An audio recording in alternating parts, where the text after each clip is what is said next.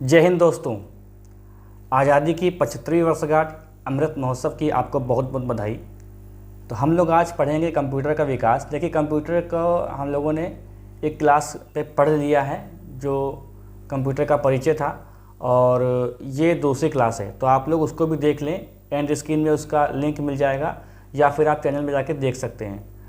तो चैनल पर जो लोग नए हैं वो कृपया सब्सक्राइब जरूर कर लें और बेल आइकन भी दबा दें, जिससे आपको वीडियो का नोटिफिकेशन तुरंत मिल जाए।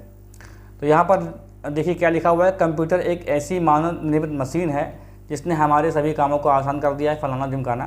तो इससे तो आप अवगत होंगे ही। आगे देखते हैं कंप्यूटर का विकास में, देखते हैं कंप्यूटर का इतिहास।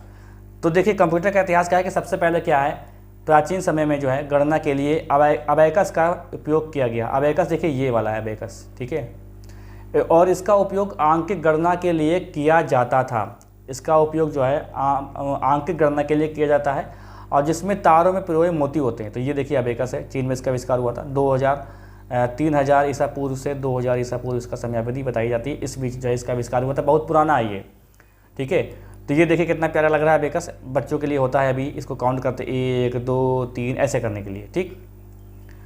फिर देखिए आता है पास्कल, यानी पास्कल कैलकुलेटर या पास्कलाइन। तो इसमें क्या है, प्रथम गणना मशीन बोलते हैं इसको, जिसका निर्माण हुआ था 1645 में। और किसने किया था, एक फ्रांस के गणितज्ञ हैं ब्लेज पास्कल थे। ब्लेज पास्कल ने किया था, और उस कैलकुलेटर में इंटरलॉकिंग गियर्स का उपयोग किया गया था जो 0 से 9 संख्या को दर्शाता है।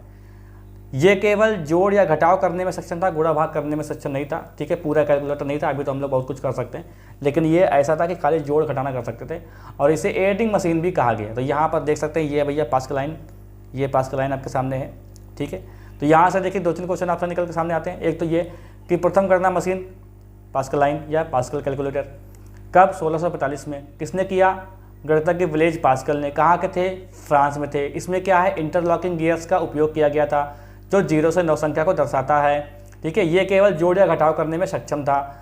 देखिए जो सिलेबस आपका दिया हुआ है वही सिलेबस पढ़ रहे हैं। बस आपसे एक अनुरोध है कि कृपया वीडियो पूरा देखा करें और वीडियो को डाउनलोड ना किया करें। वीडियो को डाउनलोड करके आप देख रहे हैं, इसका मतलब मेरा टाइम वाच खराब हो रहा है और वीडियो की ग्रोथ रुक रही है। आपका तो कुछ नहीं जा रहा है, आप खाली बीच में हो सकता है कि एक ऐड आ जाता होगा, उसी से आप क्या करते हैं कि डाउनलोड कर लेते हैं उसी के चक्कर में।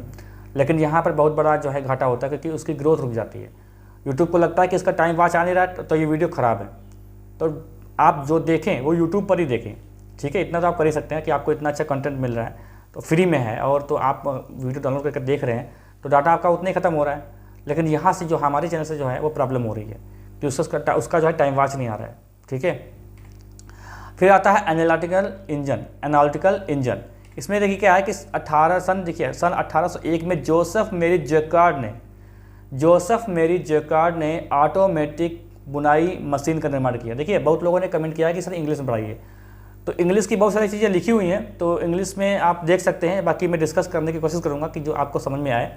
तो यहाँ पर देखिए ऑटोमेटिक बुनाई मशीन का मतलब क्या हुआ कि ऑटोमेटेड वीविंग लूम। क्या है, ऑटोमेटिक वीविंग ये वीविंग लूम। भाई अंग्रेजी अच्छी नहीं है, तो कोशिश करूँगा कि आपको अंग्रेजी में भी समझ आए। तो इसका आविष्कार किया था, ठीक है। फिर 1820 में एक अंग्रेज आविष्कारक चार्ल्स बेबेज ने डिफरेंस इंजन तथा एनालिटिकल इंजन बनाया, ठीक है। तो एनालिटिकल इंजन या डिफरेंस इंजन किसने बनाया था, चार्ल्स बेबेज ने बनाया। और चार्ल्स बेबेज के कॉन्सेप्ट का उपयोग कर पहला कंप्यूटर प्रोटोटाइप का निर्माण किया गया था। इसीलिए चार्ल्स बेबेज को कंप्यूटर का जनक माना जाता है, ठीक है।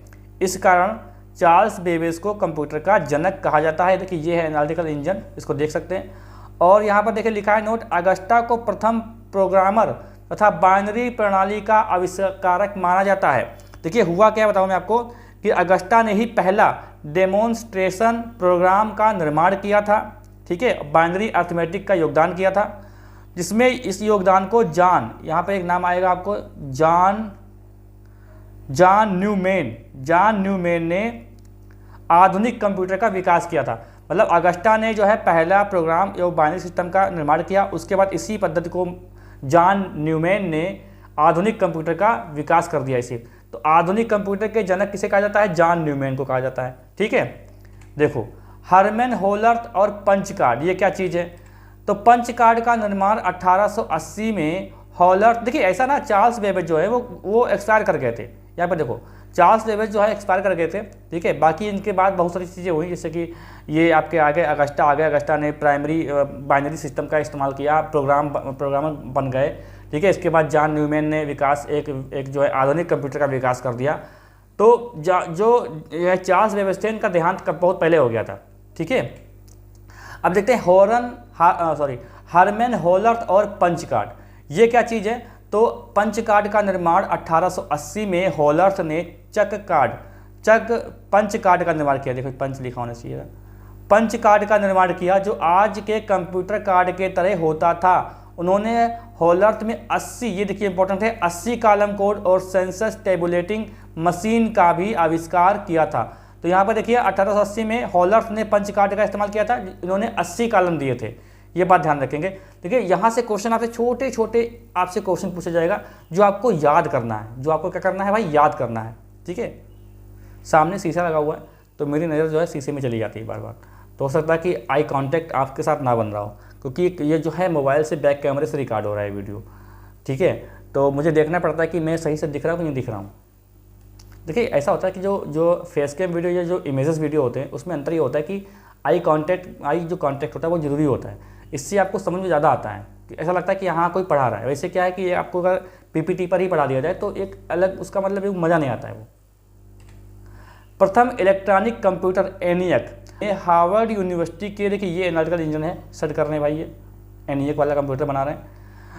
तो सन 1942 में हार्वर्ड यूनिवर्सिटी के H. आइकन ने एक कंप्यूटर का निर्माण किया और यह कंप्यूटर मार्क प्रथम आज के कंप्यूटर का प्रोटोटाइप था। फिर सन 1946 में द्वितीय विश्व युद्ध के दौरान इसका निर्माण किया गया था ENIAC का, जो प्रथम पूर्णतः इलेक्ट्रॉनिक कंप्यूटर था। और इसका निर्माण जो है जे प्रेस्पर एग्जर्ट और जॉन म्यूचली ने किया था। तो जॉन म्यूचली और जे प्रेस्पर एग्जर्ट ने प्रथम इलेक्ट्रॉनिक कंप्यूटर का निर्माण किया था। अब देखिए स्टोर्ड प्रोग्राम कॉन्सेप्ट एडजेक देखिए यहाँ पर लिखा हुआ है, इसकी अंग्रेजी क्या है, EDSAC, इसकी फुल फॉर्म आपसे पूछेगा तो फुल फॉर्म इसकी क्या है, electronic delay storage automatic calculator, electronic delay storage automatic calculator, ये इसकी फुल फॉर्म है, ठीक है। अब देखिए इसका मतलब क्या था, यहाँ पर देखो स्टोर्ड प्रोग्राम कॉन्सेप्ट के अनुसार ऑपरेटिंग इंस्ट्रक्शन और डेटा जिनका प्रोसेसिंग में उपयोग हो रहा है उसे कंप्यूटर में स्टोर करना। मतलब ऑपरेटिंग सिस्टम जो विंडो वगैरह होती है, जैसे विंडो, अब तो विंडो आ गई है, तो जो ऑपरेटिंग सिस्टम है उसमें जो इंस्ट्रक्शन है और जो डेटा है, ठीक है, जिनका प्रोसेसिंग में उपयोग हो रहा है उसे कंप्यूटर में स्टोर्ड होना चाहिए और आवश्यकता अनुसार प्रोग्राम के क्रियान्वयन के समय रूपांतरित होना चाहिए। तो एडजेक जो है कंप्यूटर कहाँ बनाया गया था, तो कैम्ब्रिज विश्वविद्यालय में ये विकसित किया गया था, जिसमें स्टोर्ड प्रोग्राम कॉन्सेप्ट समाहित था और यह कंप्यूटर में इंस्ट्रक्शन के सीक्वेंस को स्टोर करने में सक्षम था। देखिए स्टोर सक्षम मतलब क्या था, सक्षम मतलब क्या हुआ, कैपेबल था, ठीक है, या आप कह सकते हैं कि ये योग्य था, सक्षम मतलब, ठीक है। और पहला कंप्यूटर प्रोग्राम के समतुल्य था एडजेक। तो एडजेक से आपसे खाली पूछेगा आपसे फुल फॉर्म, और कुछ भी नहीं पूछेगा, फुल फॉर्म पूछेगा। अब देखते हैं यूनिवेक, सन 1951, देखिए यूनिवेक जो है ना, यूनिवेक जो है इसका उपयोग पूछा गया था। तो व्यापारिक उपयोग के लिए उपलब्ध यह प्रथम कंप्यूटर था और इसमें कंप्यूटर प्रथम पीढ़ी के गुण जो हैं समाहित थे। देखो यूनिवेक क्या है, यूनिवेक प्रथम, यहाँ पे यूनिवेक प्रथम होना चाहिए, क्या है था ये, UNIVAC, यूनिवेक प्रथम। इसकी फुल फॉर्म आपसे पूछेगा तो यूनिवर्सल ऑटोमेटिक कंप्यूटर, यूनिवेक की फुल फॉर्म क्या होती है, universal automatic computer, universal automatic computer. तो इस सन 1951 में व्यापारिक उपयोग के लिए उपलब्ध यह प्रथम कंप्यूटर था और इसमें जो हमारी जनरेशन पढ़ेंगे आगे उसमें प्रथम पीढ़ी के जो कंप्यूटर थे उसके गुण इसमें समाहित थे यूनिवेक में। यूनिवेक तो क्या था भैया, यूनिवेक का full form universal automatic computer, ठीक है। अब देखते हैं कंप्यूटर पीढ़ी। तो प्रथम पीढ़ी के कंप्यूटर की जो देखिए इसका टाइम पूछेगा आपसे, प्रथम कंप्यूटर की जो पीढ़ी का जो टाइम है वो है 1942 से 1955 तक प्रथम पीढ़ी के कंप्यूटर थे। इसमें देखिए क्या था, यूनिवेक प्रथम पहला व्यावसायिक कंप्यूटर था, ये देखिए पहला व्यावसायिक कंप्यूटर था यूनिवेक। इस मशीन का विकास जो है फौज और वैज्ञानिक उपयोग के लिए किया गया था। इस मशीन का जो विकास है फौज और वैज्ञानिक के लिए किया गया था। इसमें वैक्यूम ट्यूब का इस्तेमाल होता था, ये सारे वैक्यूम ट्यूब हैं, ठीक है, वैक्यूम ट्यूब का इस्तेमाल किया जाता था। और सूचनाएं 0 तथा 1 के रूप में कंप्यूटर में संग्रहित यानी स्टोर्ड होती थी तथा उसमें मशीनी भाषा का प्रयोग किया गया था, ठीक है, प्रयोग किया गया था। और संग्रहण के लिए इसमें पंच कार्ड का भी इस्तेमाल करते थे। देखो प्राइमरी इंटरनल स्टोरेज के रूप में मैग्नेटिक ड्रम का इस्तेमाल करते थे, मैग्नेटिक ड्रम का। फिर सीमित मुख्य भंडारण क्षमता थी। मंद गति के इनपुट आउटपुट, मतलब आप जब से कुछ कंप्यूटर में डाल रहे हैं तो बहुत स्लो जा रहा है, फिर उसका रिजल्ट बहुत स्लो वापस आ रहा है, तो मंद गति के आउटपुट इनपुट थे। और निम्न स्तरीय भाषा यानी मशीनी और असेंबली भाषा का इस्तेमाल इसमें किया गया था। ताप नियंत्रण में असुविधा होती थी। ऐसा होता था कि जो वैक्यूम ट्यूब लगे हुए थे, ठीक है, निर्वात ट्यूब भी बोलते हैं, आपको हिंदी में लिखा दिखेगा, तो उसमें यह था कि कंप्यूटर मतलब ऑन करने के लिए उसको गर्म होने के लिए बहुत देर लगती थी, और जब गर्म हो जाता था कंप्यूटर तो उसको ठंडा करने के लिए उसमें बहुत सारी एयर कंडीशनर का इस्तेमाल किया जाता था। मतलब बहुत ही खर्चीला था तब का समय, ठीक है। यह था आपका प्रथम पीढ़ी का कंप्यूटर। तो वैक्यूम ट्यूब का इस्तेमाल किसमें किया गया था? प्रथम पीढ़ी के कंप्यूटर में किया गया है। ये आपसे खाली मोस्ट इंपॉर्टेंट क्वेश्चन आपसे ये पूछ लेगा, वैक्यूम ट्यूब का इस्तेमाल कब किया गया? प्रथम पीढ़ी यानी फर्स्ट जनरेशन कंप्यूटर में किया गया था। देखिए इसका उदाहरण क्या है, जो IBM यानी इंटरनेशनल बिजनेस मशीन, इसकी जो फुल फॉर्म होती है IBM की international business machine full form होती है 650, और यूनिवेक, ये इसके प्रमुख उदाहरण थे, ठीक है। अब देखिए दूसरी पीढ़ी के कंप्यूटर, इसका कार्यकाल या समयावधि पूछते हैं तो 1955 से 1964 ये पूछ सकता है आपसे। तो इसमें क्या था, इस पीढ़ी के कंप्यूटर में वैक्यूम ट्यूब हटा दिए गए और हल्के हल्के छोटे ट्रांजिस्टर का जो है प्रयोग इसमें कर दिया गया था। हल्के हल्के छोटे छोटे ट्रांजिस्टर लगा दिए गए वैक्यूम, तो उससे क्या हुआ कि बिजली की जो ऊष्मा हमारी खत्म होती थी हमारी, वो कम होने लगा, थोड़ा खर्चा कम हो गया था। लेकिन अभी भी प्रॉब्लम थी, ठीक है। लेकिन प्रॉब्लम तब पता लगता है जब कोई उससे अच्छा विकल्प सामने नजर आने लगे या दिख रहा हो या मतलब उपलब्ध हो जाए, तब लगेगा कि हाँ यार ये प्रॉब्लम है। जैसे कि मान लीजिए आप नौकरी कर रहे हैं, आप UPPCL में ही नौकरी पा जाते हैं, ठीक है, तो आपको प्रॉब्लम तब नजर आएगी जब आपके सामने कोई दूसरा ऑप्शन हो जाएगा कि जो उससे अच्छी रैंक की नौकरी होगी, तब लगेगा यार इसमें बड़ा कष्ट हो रहा है, इसमें तो बहुत कष्ट है। वैसे आपको कष्ट नजर नहीं आएगा। जब आपके सामने विकल्प होगा ना कि आप चलो लोअर PCL ज्वाइन कर लो, तो आपको लगेगा भाई ये UPPCL हमसे नहीं हो पाएगी, भाई इसमें तो सैलरी भी कम है, इसमें काम भी बहुत है, ठीक है। वैसे आप बड़ा खुश हैं। तो क्या हुआ कि दूसरे विकल्प तो, और देखिए विकल्प तो बदलते ही रहते हैं, तो वैक्यूम ट्यूब की जगह छोटे ट्रांजिस्टर का इसमें इस्तेमाल किया गया था। मोस्ट इंपॉर्टेंट क्वेश्चन है कि वैक्यूम ट्यूब की जगह किस जनरेशन में छोटे ट्रांजिस्टर का इस्तेमाल किया गया था? तो वो भैया क्या हो जाता है, हमारा दूसरी पीढ़ी का कंप्यूटर, जिसका कार्यकाल समयावधि क्या है 1955 से 1964। फिर देखिए प्राइमरी इंटरनल स्टोरेज के रूप में मैग्नेटिक कोर का प्रयोग होता था। अब यहाँ पर क्वेश्चन ये बनेगा कि मैग्नेटिक कोर का जो प्रयोग होता था, तो मैग्नेटिक कोर पर किसकी परत चढ़ी होती थी? तो आयरन ऑक्साइड की परत भैया इस पे चढ़ी होती थी। तो प्राइमरी इंटरनल स्टोरेज के रूप में किसका प्रयोग किया गया था? मैग्नेटिक कोर का प्रयोग किया गया था, जिसपे आयरन ऑक्साइड की परत चढ़ी होती थी। उच्च स्तरीय भाषा का जो है वो किया गया था प्रयोग, उच्च स्तरीय भाषा का प्रयोग किया गया है, जैसे कोबोल, इसको देखो बोलते हैं common oriented language, common business oriented language, common, ये कुछ हो गया यार, कुछ हुआ, कैमरा हिला, रुको ठीक, हाँ ठीक है, कॉमन बिजनेस ओरिएंटेड लैंग्वेज इसकी फुल फॉर्म होती है। और फोटोन की क्या होती है? फार्मूला ट्रांसलेशन, तो इसका इस्तेमाल किया गया था। तो ये पूछा जाएगा कि कोबोल और फ्रॉटॉन जो है भाषा है वो इसका इस्तेमाल कब किया गया था? तो इसका ये देखो फ्रॉटॉन जो गलत हो गया है, फ्रॉटॉन ऐसे लिखा जाएगा फ्रॉटॉन, तभी आप समझ जाएंगे फॉर्ट्रॉन, फार्मूला ट्रांसलेशन, ठीक है, फॉर्ट्रॉन फार्मूला ट्रांसलेशन। देखिए आपसे क्वेश्चन पूछा जाएगा कोबोल और जो फ्रॉटॉन जो भाषा है हमारी कंप्यूटरी भाषा जो है वो किस पीढ़ी में इस्तेमाल की गई थी? तो दूसरी पीढ़ी के कंप्यूटर में इनका इस्तेमाल कर लिया गया था, ठीक है। बेंच ओरिएंटेड उपयोग है इसका, तब इसका उपयोग होता था जैसे बिलिंग के लिए, पेरोल प्रोसेसिंग, इनके लिए इसका उपयोग होता था। और कौन कौन से देखिए IBM 1401 हनीवेल, ठीक है, 2000 CDC 1604, ये इसके एग्जाम्पल थे, मतलब इस टाइप के आपके कंप्यूटर थे, ठीक। तीसरी पीढ़ी के कंप्यूटर क्या है, 1665 से 1674 के बीच में इसका कार्यकालीन समयावधि बताते हैं।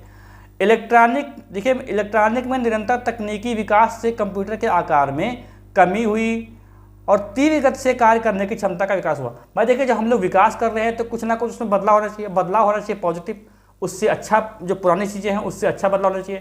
जैसे मान लीजिए कि आप यूपीपीसीएल में नौकरी पा गए, ठीक है, तो क्या आप फिर आके क्या जैसे कि इसका ग्रेड पे इसकी सैलरी 30,000 के आसपास होगी, ठीक है, 32,000 की सैलरी मिलेगी इसकी यूपीपीसीएल में, लगभग यूपीपीसीएल में आपको 32,000 की लगभग सैलरी मिलेगी।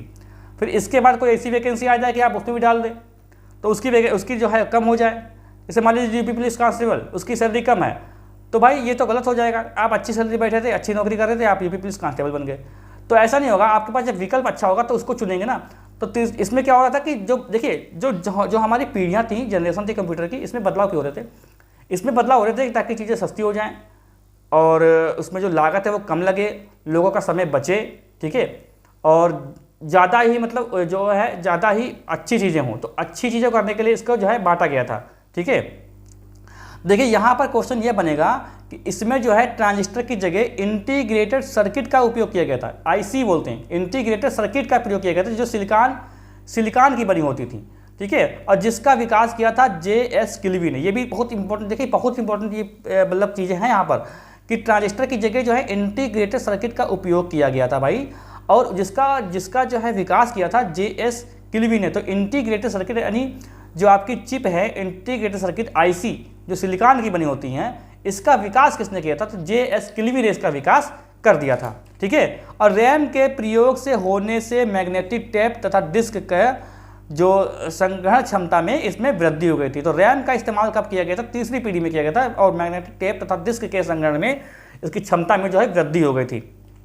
हार्डवेयर और सॉफ्टवेयर अलग से मिलना प्रारंभ हुए थे। तो किस पीढ़ी के कंप्यूटर में, जब तीसरी पीढ़ी के कंप्यूटर चल रहे थे तब हार्डवेयर और सॉफ्टवेयर अलग अलग जो है मिलना प्रारंभ हो गए थे, ताकि जो यूजर्स हैं उनको बहुत ही सुविधा मिले इस चीज़ के लिए। LSI का देखिए ऐसा हुआ कि आरंभ में जो है LSI का यानी लार्ज, ये देखिए लिखा हुआ है LSI, इसकी फुल फॉर्म क्या होती है, फुल फॉर्म पूछेगा आपसे, लार्ज इंटीग्रेटेड, देखो क्या लिख रहा हूँ मैं, क्या लिखा जा रहा है, अरे वो रबड़ कहाँ चली गई भाई रबड़ बोलते हैं अंग्रेजी वाले, क्या बोलते हैं, इरेजर। देखो अरे सफ़ेद तो कहाँ लिखा जाएगा, कहाँ गया भाई पेन, इंटीग्रेटेड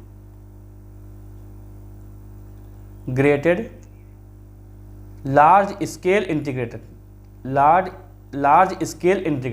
देखिए ऐसा था ना कि तीसरी पीढ़ी के कंप्यूटर में लार्ज स्केल इंटीग्रेटेड जो है उसका इस्तेमाल किया गया था, जिस पे जो है इंटीग्रेटेड सर्किट लगे होते थे, इंटीग्रेटेड सर्किट लगे होते थे।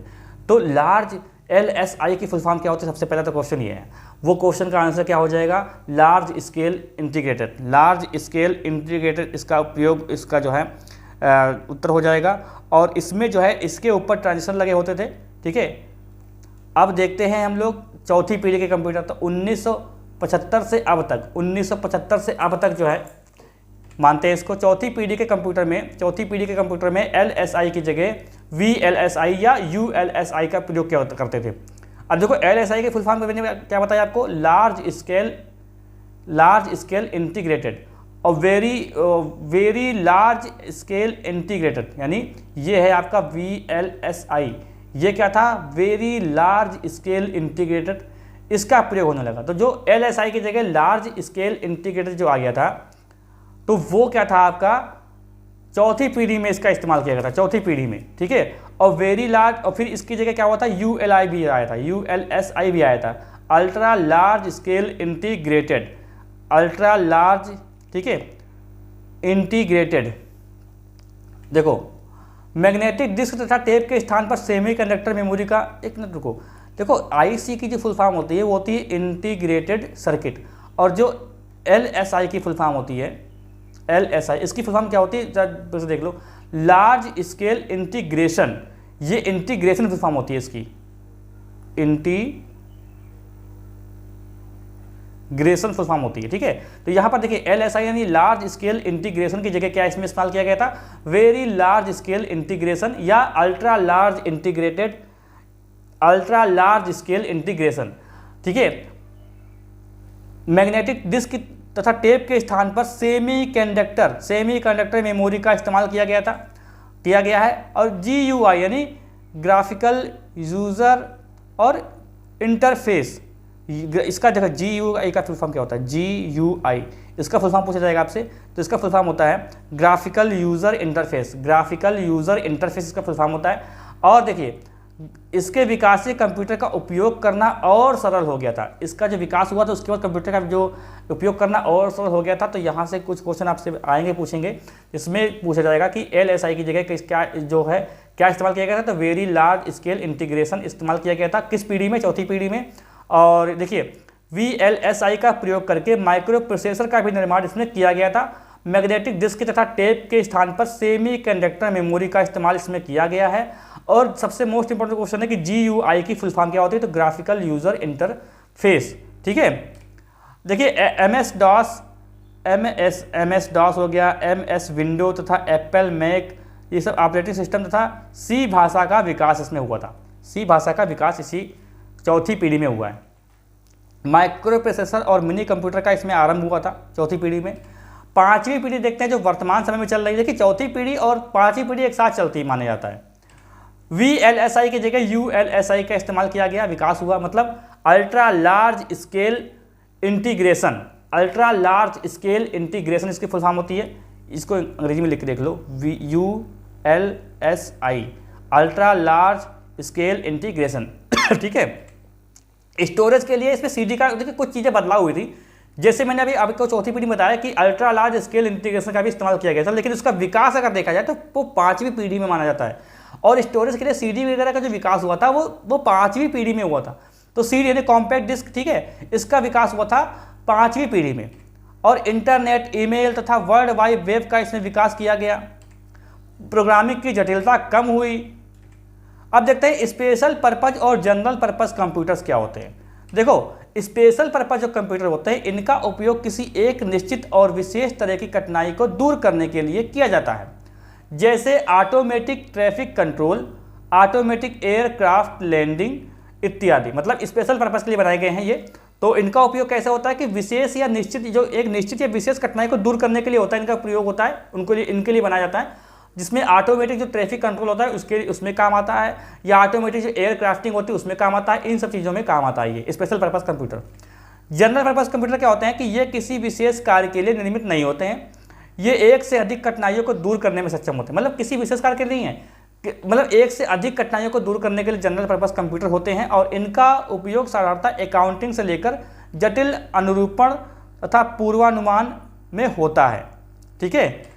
कार्य पद्धति के आधार पर कंप्यूटर का जो वर्गीकरण है किया है, देखो डिजिटल कंप्यूटर जो होता है इसमें आंकड़े इलेक्ट्रॉनिक पल्स के रूप में निरूपित किए जाते हैं, और जिसकी गणना 0 से 1 से निरूपित होती है। देखिए गणना हमेशा 0 से 1 से होती है, 0 1 होगा आपका, ठीक है। और इसका एक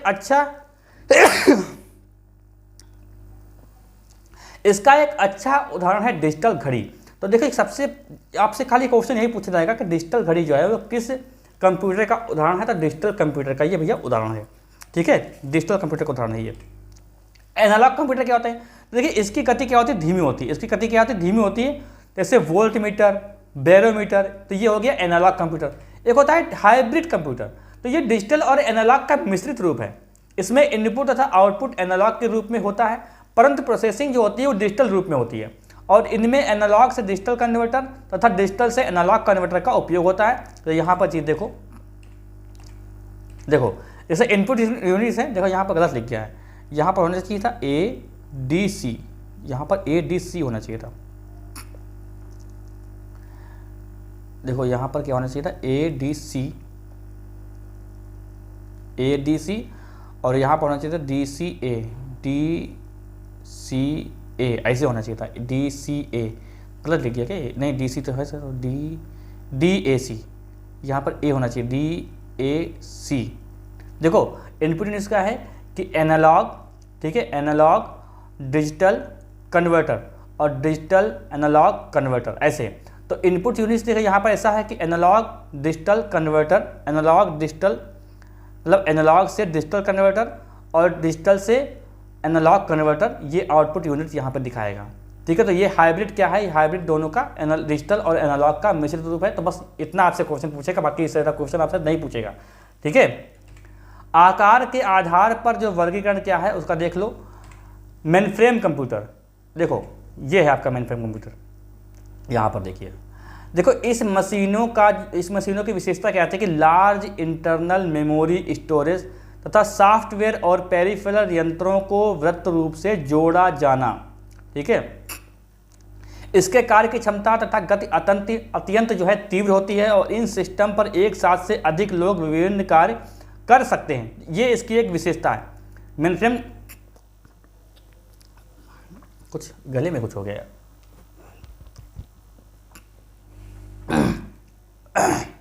देखो इन सिस्टम पर एक साथ एक से अधिक लोग विभिन्न कार्य कर सकते हैं, ये इसकी कंप्यूटर की विशेषता है।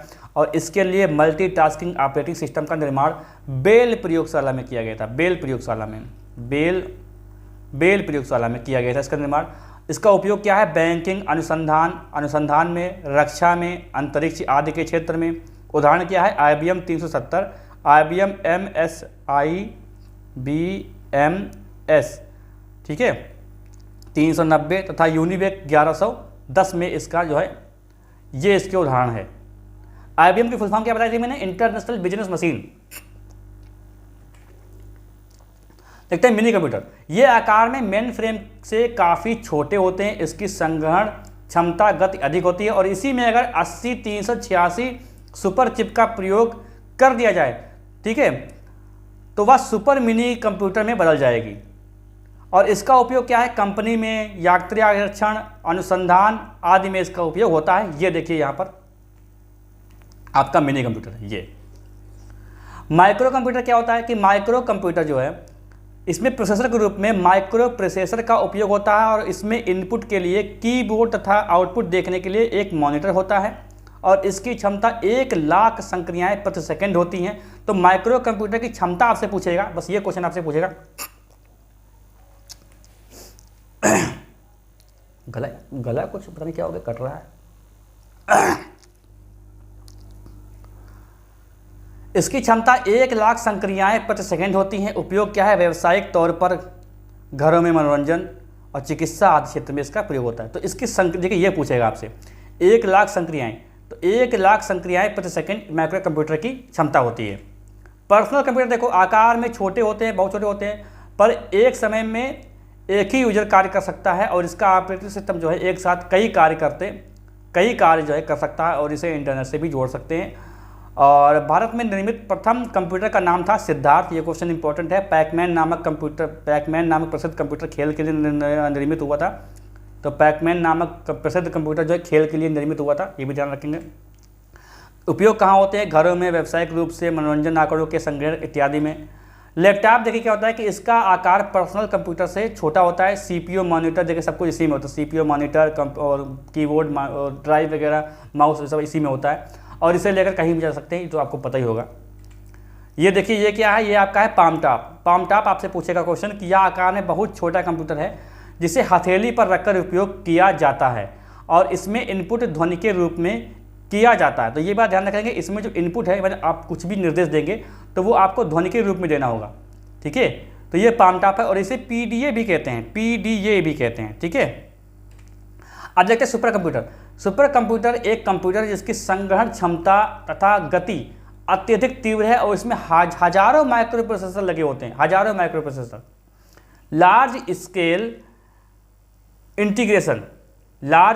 वेरी लार्ज स्केल इंटीग्रेशन से प्रयोग करके माइक्रो प्रोसेसर बनाया गया था और इसमें हजारों माइक्रो प्रोसेसर लगे होते हैं। और विश्व का प्रथम सुपर कंप्यूटर 1976 में क्रे प्रथम था। ठीक है, जो विश्व का प्रथम सुपर कंप्यूटर 1976 ईस्वी में क्रे प्रथम था, जो क्रे रिसर्च कंपनी द्वारा विकसित किया गया था। भारत का प्रथम सुपर कंप्यूटर परम सी डेक द्वारा 1991 में विकसित किया गया था और इसका उपयोग क्या होता है, एनिमेटेड ग्राफिक्स, परमाणु अनुसंधान इत्यादि में इनका प्रयोग किया जाता है। ठीक है, तो ये आपका हो गया कंप्यूटर का वर्गीकरण। इसके बाद हम लोग देखते हैं कि नेक्स्ट क्लास इसकी जो अगला सिलेबस दिया है उस पर करेंगे।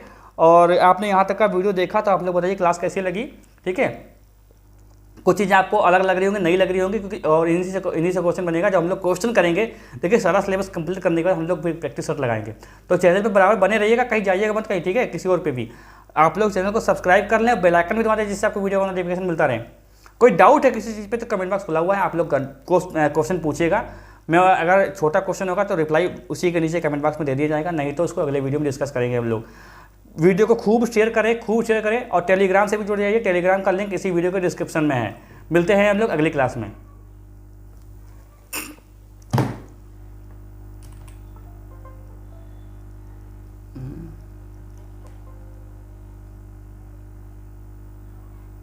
हेलो।